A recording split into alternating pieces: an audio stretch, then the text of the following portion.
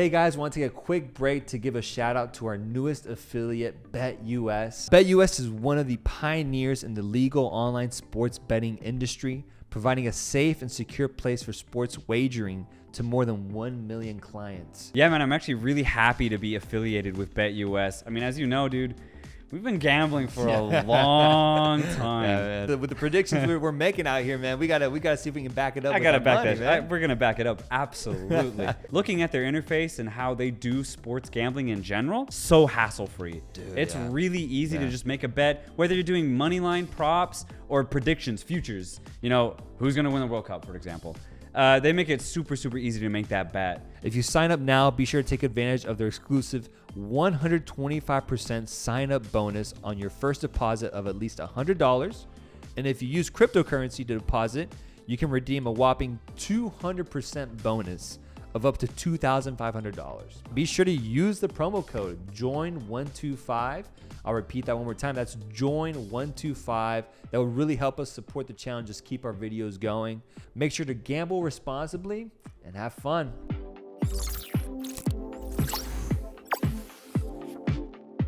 Group C is Argentina, Mexico, Poland, and Saudi Arabia. Let's talk about this group, man. Let's go. Let's go. Mexico just can't avoid Argentina, bro. Dude, just can't. When the draw was happening, remember, I texted you. I was like, dude, Mexico's going to be in this group. You know that, right? Yeah. And it was funny because you were just like, dude, the England's going to draw the U.S., and it happened. It happened. Both happened. Both fucking happened. Yeah, it's so funny. We predicted that Mexico shit on point. I saw Mexico show up in the same group as Argentina, and instead of being mad, upset, I was grateful. Because this assures that we won't see Argentina until like the quarterfinals, semifinals. Probably semis. Yeah. Semis, actually, yeah. Fun, yeah. We avoid them completely in the round of 16, and I think that is a victory, man. That's smart thinking. That is a victory. Yeah. Because that team has our number like no other nation out here. For me, I see it like this. I see the whole scope of Mexico's World Cup experience coming down to that first match. That first match dictates everything that has to do with the Mexican national squad at this tournament. Okay. In the first game, they face off against Poland. And whoever wins that game, if there is a winner, gets out of the group. That's kind of how I see it. The second decide will be who performs best versus Argentina. Right. And it'll have to be assumed that they both beat Saudi Arabia, which is also a toss-up because that Saudi Arabian team we'll talk about in a second is a lot better than people expect. Yeah, looking pretty good. So just from a holistic point, that's what I think about Mexico right off the bat, but we're about to go deep into this. But let's start actually with Argentina, who are the expected team to get out of this group. Still haven't lost. They got like 10 more friendlies to go. Yeah. There's a genuine chance they enter this tournament without having lost in like 3 years. Yeah, which would be insane. You know, it's funny because in a weird way, I think what'll dictate my opinion on Argentina will be that Italy game in June. Yeah.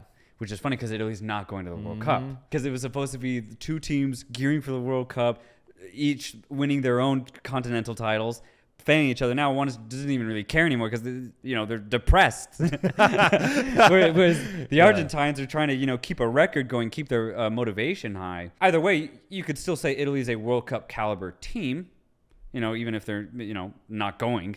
So I think it'll be a really, really good test. And I think it'll be an important one for me to decide how ultimately good this Argentine team really is. I just want to see how they play against a European side. I think it's going to be really interesting to see gearing up for the World Cup for Argentina. Despite that, whatever happens in that game, I still think Argentina got probably a good draw for this group. Even if they don't play at the highest level of what maybe they could achieve, I still think Argentina gets through here. I think, let's say they play against Saudi Arabia, a very good Saudi side. And even if it was like, let's say against Japan, Korea, another really good Asian side, I still think Argentina would just ultimately outclass that opponent. Yeah. I think the same thing is going to happen here. Mexico, I'll get to in a bit, but ultimately I just don't rate this Mexican side. I have Argentina winning that game. I think their hardest game will be against Poland. But regardless, even if they lose that game, Argentina is going to go through second in this group for me. What'll be more important is how they win these games. Going into it, though, yes, obviously they're looking really, really good. I don't know. I just still have a little bit of hesitation when it comes to just definitively saying how good this Argentine squad is. the people of this, the viewers of this podcast know that, right? Yeah. They know that I've been wishy-washy in this Argentine squad. Obviously, results-wise, I can't say that, but just purely on how they play, I don't know. I think this is an easy group for Argentina, and even if they don't play that well, I think they'll be okay. Yeah, I think they'll get through. So I'm definitely on the other side of this with the Argentine squad. For I sure. think very highly of them. I think that this is the best team that can play without a Messi. They don't need him to perform at a high level. They've proven that to me time and time again. And now they do have Messi where he's playing better for the national team than he is for his club. Yes. And so that's an incredible factor to add on to this squad. Argentina, yes, they have a big game coming up against Italy. And I'll be rooting for them this whole run to see how long can they make that run last. How far can they go? They then can continue it on in this group, because I think there's a genuine reason for why they can win every single game in this group. There's no excuse for why they should tie it. I see Argentina getting out of here, and instead I'm focusing now on Mexico in this tournament. Yeah. Mexico have been so back and forth on them this whole qualifying cycle. I've had some really low lows with them, seeing how we played against Honduras, Panama, the U.S. squad. There's a list of reasons that you can just look down on why this team isn't convincing. Right. And there's very little opposite reasons for why this team should give you optimism. It sucks because I think that a lot of the optimism that could come for this team, it's rooted in potential ideas and players that they could bring into the team to reinvigorate them and give them new layer of hope. You got players like Chicharito potentially coming back, or at least being talked about. Yeah. Young talent and Marcelo Flores, maybe a surprising factor if he gets taken advantage of. Tata recently bringing in Johan Vasquez and Arteaga in the back line, playing against the U.S. in that big game. Getting rid of Chaca Rodriguez. Yeah. I think the reason I hesitate to be so harsh on the Mexican squad right now is because I think if we look at all 32 teams from this point to will there be once the tournament starts, I think Mexico is one of the top 5 teams that's going to be the most different come World Cup time, because the friendlies are going to dictate a lot about that lineup. And we have so many outside factors, so many other options at hand. Yeah. Maybe not a great options, but they're options that can maybe shift something up chemistry-wise. And, you can call this, you can say this is rooted in fan optimism. You can blind bias. Blind faith. or I'm actually going to try to give you some logic behind it. Hey, man, be honest here. That's all I ask. But I think because of the unknownness of this team and the fact that there is a chance for a higher ceiling come World Cup time, combined with the fact that Mexico has always actually had very great preparation leading up between that gap of qualifiers ending and the tournament starting. Yeah. They've always found a way to take advantage of that. 2014 showed that on full display when they barely even qualified, had a great preparation, get to the tournament, they're a different team. Yeah. I'm just going to bank on that, which isn't much to fucking rely on, but I'm going to bank on that as a source of optimism and reason for why I think this team could potentially have a fight against Poland. What sucks as well, and this gets very specific, is that when you look at the order of when you play each game, Mexico got the toughest draw in the group. They play Poland first, but then they have to play Argentina second. Yep. This is an Argentina team, but that in the second game, you're still going full throttle. Yep. They'll have beaten Saudi Arabia by that point, so they want to take care of business, get 6 points. Poland instead gets an Argentine squad going into their third game, and we've seen lots of times teams will sit their players out. It matters. There's less pressure if you're already qualified by that point. Exactly. Mexico got the hardest matchup draw and a relatively tough group to get out of because of Poland's presence and a feisty Saudi Arabia squad. Yeah. It's funny because when I was looking, I remember back watching Mexico in 2018, just being completely enamored and impressed by the squad, beating Germany the way they did, performing so well against South Korea, and then obviously having a weird dud against Sweden. But I remember being so high on this team, even though they, went down the round of 16. I was like, a lot of these players are like 24, 25.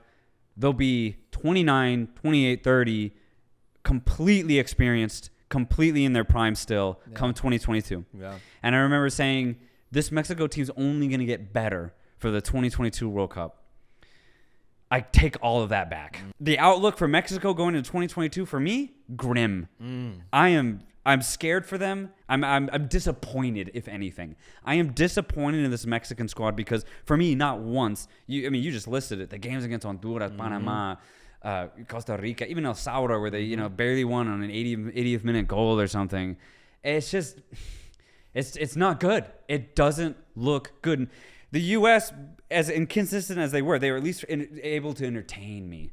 Mexico, I don't think really did that. And what's confusing, though, is that Mexico finished in second. So you could say, oh, well, ultimately we'll be fine. We'll have these preparation games to build up to it. Here's why I say no. Is because when you look at what happened in 2014 for Mexico, they literally only qualified because of the U.S., right? Yep. And it was a realization. Every Mexico player at the end of that game against Costa Rica went to the locker room, looked at themselves in the mirror, and were like, we have to change. Yeah. We have to be better. And not only did that happen, but Mexico got Miguel Herrera in. So there's a lot of external factors that led to Mexico having a good preparation for 2014. That really affected the Mexican players, and it allowed them to have a successful 2014. It gave them new hope, and it made them realize that they had to be better. Yeah. In 2018, Mexico was actually flying pretty high. Yeah. It was the best I'd ever seen them. They were looking really good. A lot of their players were in form. Juan Carlos Osorio, yes, had a little bit of concern around him, but ultimately, the Mexican media trusted him. Yeah. He had some good tournaments. And it was looking good for Mexico to have a good 2018. And I think they did. I mean, they ended up going out against Brazil. For 2022, their only thing that's going to make Mexico good is an internal factor. It's just going to be up to Martino and the players being like, okay, well, what do we change? There's no external factor of a new coach coming in. There's no external factor of, oh, we almost didn't qualify for a World Cup. We got to change. Because ultimately, these Mexican players are like, well, we still ultimately beat most of the players in the octagonal. Do we have to change the way we're playing? No. We're still being able to grind out these results. I don't think Mexico are going to be able to do it. I think ultimately they're just going to have they're going to play the same way. Maybe they bring in some new players, but I just don't think that there's a new Mexican player playing in Europe that can come in and truly change the way that they're playing. For example, Vela was able to come in for 2018 and completely change that style of offense because Vela was his own player. He's a stud, especially back then. Mexico don't have that right now. I see a lot of stagnation in this Mexican squad that's ultimately going to leave them not getting out of this group. I'm not excited to see Mexico play, and solely because I just don't want to see how bad this can get. And I know it sounds dire. No, it could. No, but the thing is, I just definitely see. I could see how. I can see how for sure. Because I'm not gonna turn a blind eye to that. This is one of the worst Mexican teams we've seen. Yeah, it doesn't give me any hope for them to be like. I just have nothing to go off of them to be like, okay.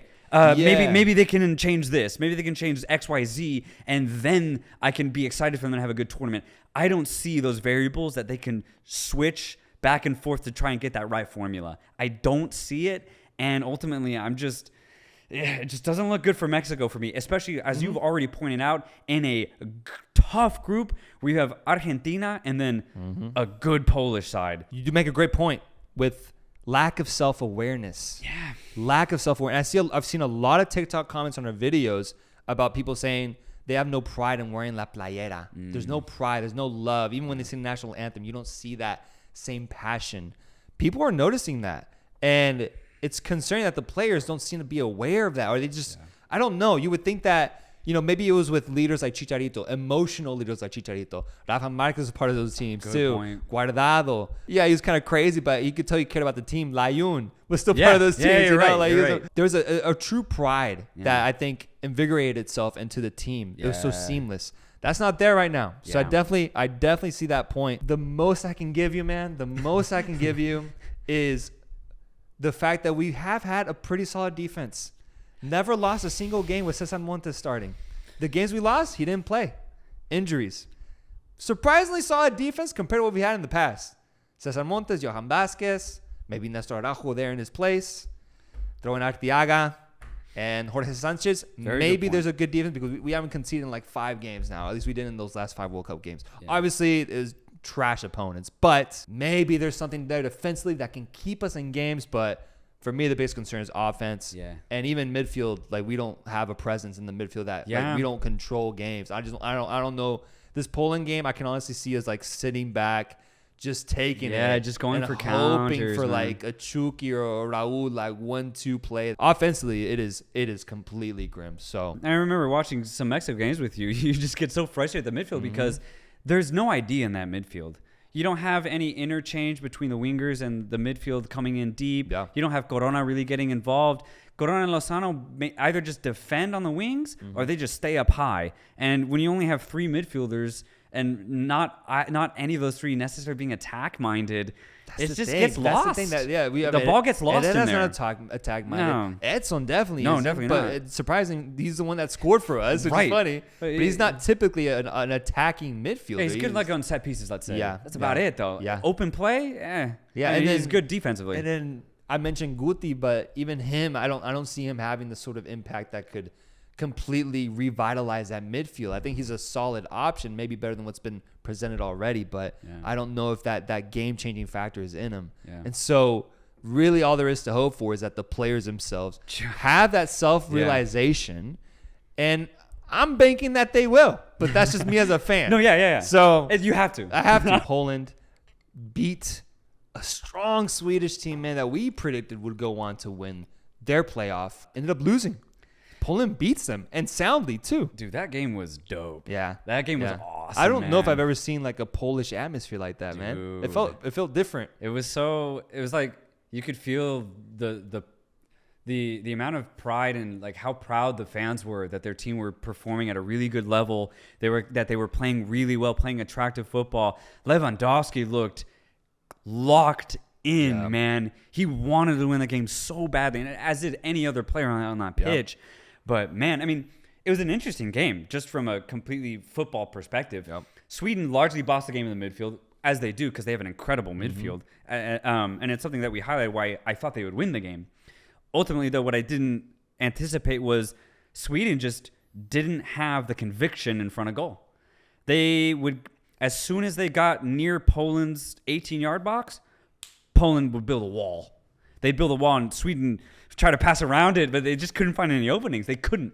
They crossed in the box. Isak just doesn't have that presence yet. He's great in space, not good, not that good in the box. Yeah. Quaison wasn't even on the pitch. And honestly, for me, that's actually a mistake by the Swedish coach. He should have taken him out right after halftime. He saw 45 minutes of Quaison do literally nothing. He's a box striker. He's not good in space. He's not a hold-up player. Well, then what else is he going to do out there? He's not going to get you goals in the box right now. You take him out. Honestly, even though Zlatan coming off of an injury, 41 years old, he could have at least done some hold-up play. Yeah. At the very least. And his IQ would be able to hold on the ball, dish it to a midfield, and then maybe from there you do a penetrative pass, through ball, something. But they didn't have that presence because they brought on Zlatan in the fucking 85th minute or some shit like that. So for me, Sweden did well, but Poland just had a better game plan. They had a better game plan, and Sweden's lack of finishing ultimately did them in. Poland get that penalty, for me, non-controversial. Yeah. Leva puts it in, and the crowd goes wild. And Poland just played so well in that game. I was so impressed. I actually talk shit about him, I bro. talk Let's shit, not dude. ignore that. I was about to. No, I'm not going to. Yeah. I'm gonna gladly admit that I was completely wrong about this Polish side. I will gladly say that, dude. I'm like, after that performance, not only am I going to take back what I said, I'm cheering for the Polish team now, man. They got me, man. Yeah. They got me. Yeah. So I'm excited for the Polish team because, dude, that was the best I've ever seen them play. And they have obviously some really talented players. Even if you exclude Robert Lewandowski, man, I'm excited to see what they can do in this group. And if you look at it, yeah, maybe they can match up against Argentina. Maybe they don't. They could. They could. They could. That's going to be a fun game. These strong, unified European squads always have shown that they can always take into big teams. Yeah, dude. I almost feel like that Sweden-Poland game was more so a passing of the baton on who gets to fuck Mexico. Dude, yeah. Because now, This is it, man. Sweden did it. It's like, hey, we did it last. I'm handing it over to you, brother. Take Yeah, they care gave of them the business. game plans. Like, hey, man, you're going to play Mexico? Yeah. At least have this. Just the idea that, yeah, they'll be able to match up against Argentina. And that's going to be so interesting to see. Because, like I said, I want to see Argentina play against European sides. And I think this Polish side it'll be a tricky one. I'm not saying they do anything crazy, but it'll be tricky for Argentina. When you look at the rest of it, Mexico is beatable, very beatable for Poland, especially the way Poland played. And Saudi Arabia is just such an unknown.